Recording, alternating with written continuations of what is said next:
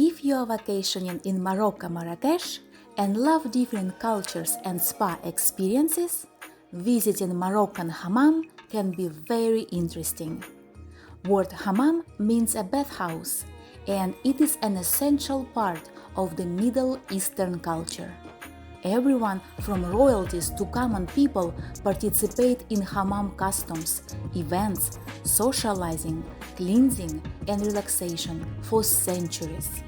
As for me, a few years ago I had a Turkish bath in Istanbul, so I kind of knew what to expect and was wondering, is Moroccan hammam any different? Is it better? Here is my honest opinion and some warnings about challenges you may encounter, so you know exactly what to expect and decide for yourself if it's something you want to experience. My first suggestion is to stay in the iconic Medina of Marrakesh.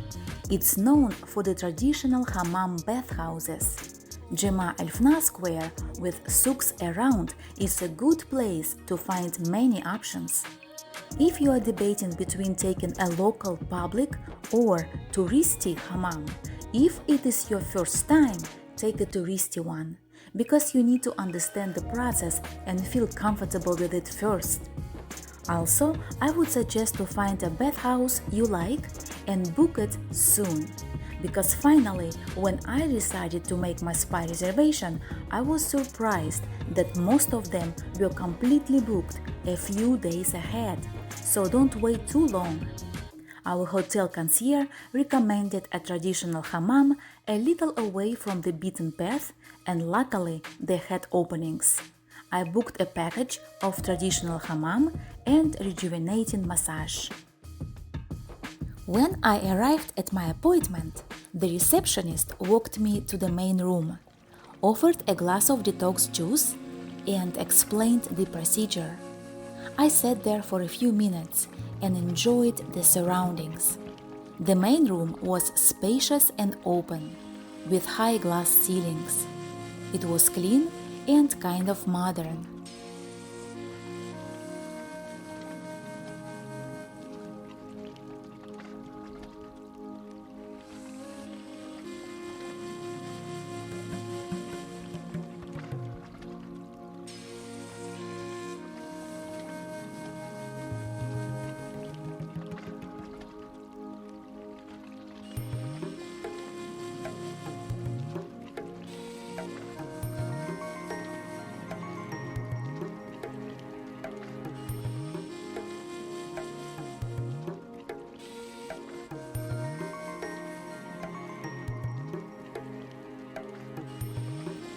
Then I was invited to the private bathroom/changing room and provided with the locker, robe, flip-flops, and disposable underwear.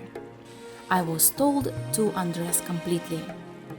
If you have any questions or concerns, it's time to ask the receptionist.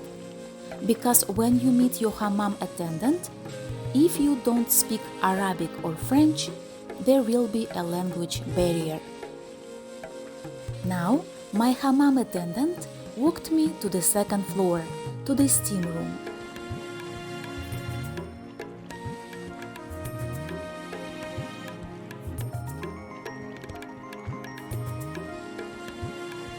She took my robe and showed me to lay down on a marble bench. The bench was comfortably hot and the steam room was pleasantly warm. I was surprised that there was very little humidity. In comparison to the Turkish steam room, there was so much steam, I could hardly see anything around. I was left there alone for 15 minutes.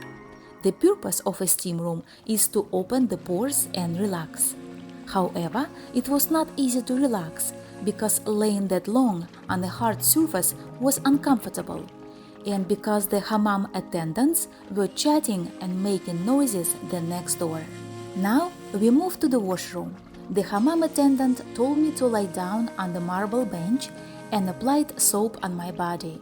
Front, turn around, back, turn around. Surprisingly, in Turkish hammam, I was in a huge cloud of foam. Here, there was none of it. I was left alone for 5 minutes and then rinsed with hot water. Now the attendant opened a brand new, rough, sandpapery hammam glove and scraped away my outer layer of dead skin. If you have any fake tan, it will be scraped away. In Turkish hammam, scrubbing was intense, vigorous and repetitive. Here it was more brief and moderate. Then she rinsed me with hot water and gently applied a layer of clay with salt. Front, turn around, back, turn around, and left me alone for 15 minutes. When she came back, she washed my hair and did not touch my face. In Turkish hammam, my face was washed and exfoliated. After that, I was rinsed with cool water to close the pores.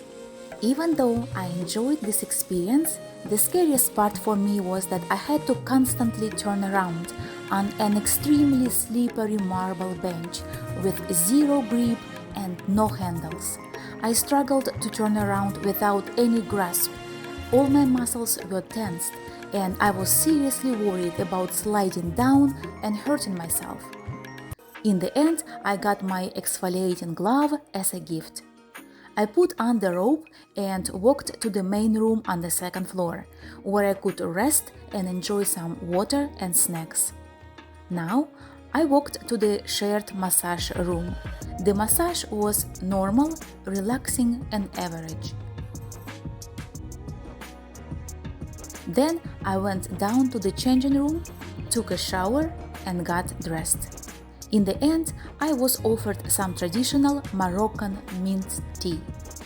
Comparing results, after Turkish hammam, my skin, including my feet and heels, was extremely smooth and silky, like in a newborn baby. On a scale from 1 to 10, I'll give it 11. After Moroccan hammam, I would rate it as 7. Overall, I enjoyed my Moroccan hammam spa experience.